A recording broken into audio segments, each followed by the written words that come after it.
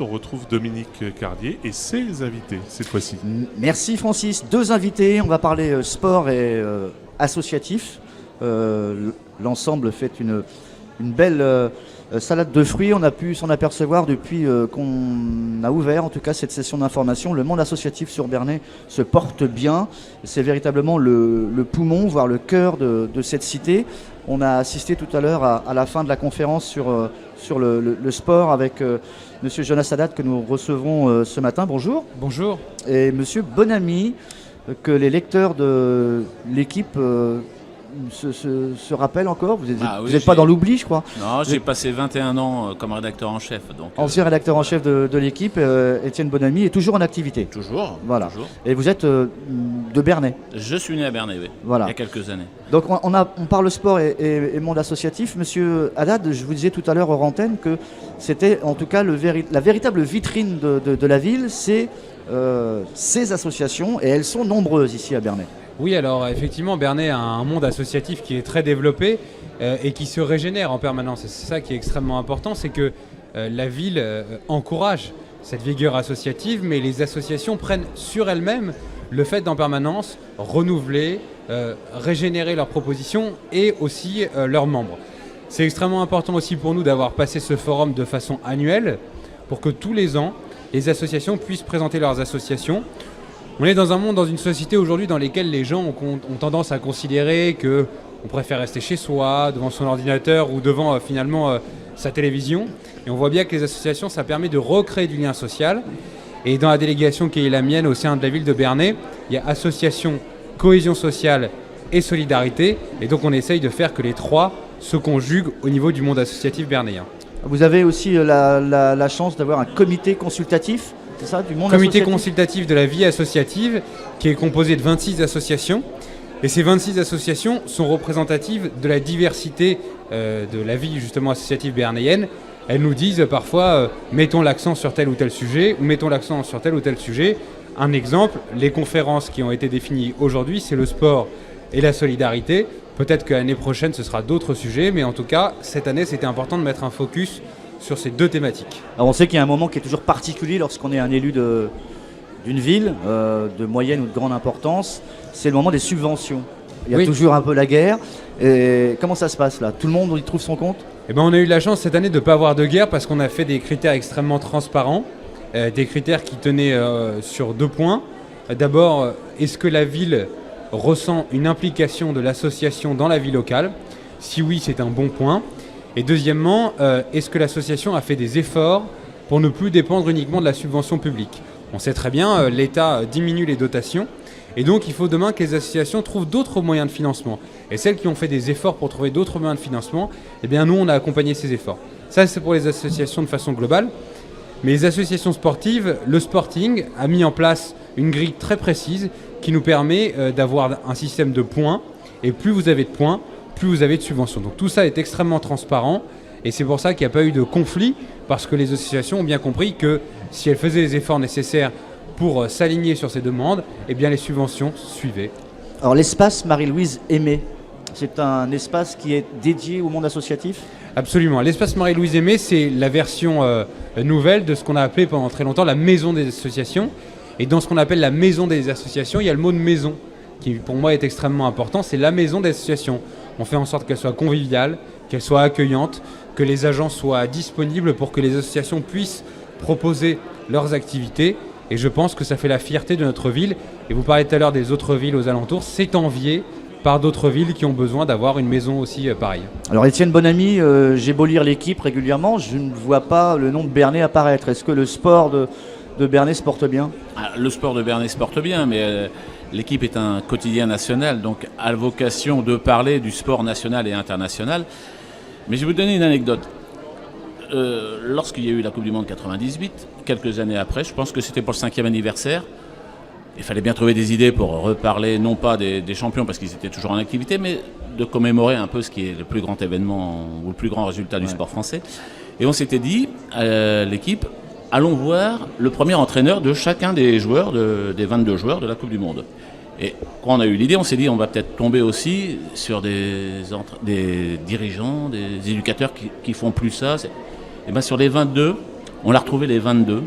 Et alors, il y en a qui avaient changé de club, mais ça nous a fait penser. On avait fait un sujet annexe, en dehors de les retrouver, de les faire poser en photo. On s'est dit, mais finalement, tout à l'heure on en parlait pendant le débat, on parle de l'avenir. Mais je me dis que quelqu'un qui a été le premier éducateur sportif, premier entraîneur de Didier Deschamps quand il avait 5 ans à Hendaye, de Laurent Blanc quand il était à côté d'Alès, et que 20 ans, 25 ans, 30 ans après, cette personne-là, elle est toujours dans l'association. Elle a vieilli, elle s'occupe peut-être plus des benjamins, mais des minimes, elle a peut-être plus l'entraînement 3 fois par semaine, mais juste un matin. Je me suis dit, voilà, ça c'est fort. Alors, on ne peut pas donner la parole dans les quotidiens nationaux, comme Le Monde ne donne pas toujours la parole pour savoir ce qui s'est passé au conseil municipal de Bernay. Mais, je veux dire, on s'aperçoit que ces petits ruisseaux, ce maillage, finalement, c'est ce qui permet à un sport de haut niveau et de qualité de se former. Et on parlait tout à l'heure de l'insertion par le sport. Tout le monde ne sera pas champion du monde, même champion d'Europe, même champion de France. Mais tout le monde en France, et ça c'est une force, tout le monde en France a l'accès à ça, et les associations aident au moins à ce que les gens se repèrent pour pouvoir y faire les premiers pas. J'abonde dans ce sens, mais j'ai comme une exception, c'est la France en courant. La France en courant qui part de Bernay, qui part de Paris, qui arrive à Bernay, et qui a quand même eu un rayonnement national encore cette année, et sans dévoiler de secret, qui commence à prendre du poids au niveau national. Alors c'est pas encore passé dans l'équipe, parce que l'équipe n'est pas encore refaite, mais je pense qu'à terme, ce genre de compétition qui est à la fois très nationale mais très ancrée sur le terrain local bernéen a vocation à être plus connu, mieux médiatisé. Finalement, on voit que c'est pas extrêmement compliqué, mais quand la mayonnaise prend, quand l'envie est là, eh bien on peut déboucher sur de belles choses. Alors je sais que le monde du vélo marche extrêmement bien sur Bernay, mais qu'est-ce qui manque pour que le football ou le rugby retrouve son lustre d'antan? Est-ce qu'on manque d'argent ou est-ce qu'on manque d'implication de la jeunesse? Il manque un peu des deux. Il y a eu, c'est vrai, aussi une histoire particulière au foot de Bernay qui a fait que l'image du club a été pendant un petit moment ternie. Et là, on est en train de regagner les points qui ont été perdus, pour parler dans un langage sportif. Et moi, je pense qu'à partir du moment où on va devenir Bernay un peu le centre au niveau de l'agglomération, le cœur sportif, et bien finalement vous allez avoir de plus en plus de jeunes qui vont arriver. Dans ces jeunes qui vont arriver, je ne sais pas si on aura Didier Deschamps et Laurent Blanc, mais on aura certainement des talents importants qui pourront aller après dans des clubs plus importants et après remettre de la lumière sur le sport bernéen. C'est dans le sens de ce que disait Étienne. Vous avez connu les belles années du rugby à Bernay? J'ai connu les belles années du football parce que j'y jouais à ce moment-là avec mes frères. C'était la fin des années 70. Voilà, le club était en division d'honneur. Il jouait la montée en 3e division. Mais justement, quand on parle des belles heures, je pense que ça se bâtit aussi sur du solide. Je rebondis sur ce qui vient d'être dit. Là, j'ai fait des articles au niveau national et on a un exemple, si vous connaissez le football et si vous avez entendu parler de l'USNAC, vous voyez, où d'un seul coup, un projet qui n'est purement qu'une histoire locale, des gens le transportent d'un seul coup parce qu'on a trouvé de l'argent à vouloir en faire un événement national. Tout ça s'écroule très rapidement. Que ce soit le rugby, que ce soit le football, qui sont, je veux dire, des sports de masse en pratiquant, tous ceux qui ont fait ça rapidement, voilà, se sont cassés la figure. Un exemple, j'avais suivi il y a quelques années le club de Côte-Chaude, qui était un club de quartier de la ville de Saint-Étienne, qui était un club vraiment qui insérait toutes les populations et qui vivait très très bien. Voilà, et tout le monde était content à Saint-Étienne. Ce club-là a des bons joueurs, c'est aussi une histoire d'hommes et une histoire de sport. Et ce club-là arrive jusqu'en 16e de finale, joue dans le grand stade de Geoffroy Guichard contre le Paris Saint-Germain, le grand Paris Saint-Germain. Ils perdent 10-0, mais le stade est plein, donc le club gagne plein d'argent. 1 an et demi après, le club dissout. Pourquoi ? Parce que l'argent qui est arrivé a fait complètement changer le projet et des joueurs et des dirigeants. Tout le monde s'est dit, voilà, ils avaient dû gagner 300 ou 400 000 euros, ce qui est énorme, voilà. D'un seul coup, ce qui fonctionnait bien avec des équipes de jeunes, des terrains, tout ça, vraiment de la mixité, d'un seul coup, tout le monde s'est pris pour un autre, à vouloir gagner de l'argent. Le club a disparu. Il est revenu il y a 2 ans. Alors évidemment au tout niveau, c'était pas un haut niveau, mais au niveau de et plus les mêmes dirigeants, évidemment, plus les mêmes joueurs. Mais ils se sont dit plus jamais, même si un jour, ce que tout le monde veut faire, c'était de la Coupe de France, voilà. Plus jamais, même avec de l'argent, on reste raisonnable. On a touché ça. Enfin, quand on a touché le soleil d'un peu près, on se brûle un peu. On a connu avec Rouen ou avec Quevilly également ces mêmes exemples. Mais Rouen et Quevilly ont un passé de haut niveau. Tout à fait. Moi, je parle des clubs qui, à un moment, font un gros travail en interne, que ce soit à Bernay, que ce soit, je vous disais, Côte-Chaude, c'est un quartier de Saint-Étienne, mais partout, et qui, d'un seul coup, en se rapprochant du soleil, pensent qu'il faut oublier le passé, oublier les bases, et non. Est-ce que l'insertion par le sport, c'est encore un cliché qui marche ? Alors, pour la jeunesse, je sais qu'on n'a pas de problème, entre guillemets, de délinquance sur Bernay, mais est-ce que c'est un bon ascenseur social ? ce que je disais tout à l'heure, moi, c'est significatif, c'est quand on va dans les chambres des ados et on regarde les murs. Qu'est-ce qu'il y a comme poster ? C'est encore des sportifs. Ouais.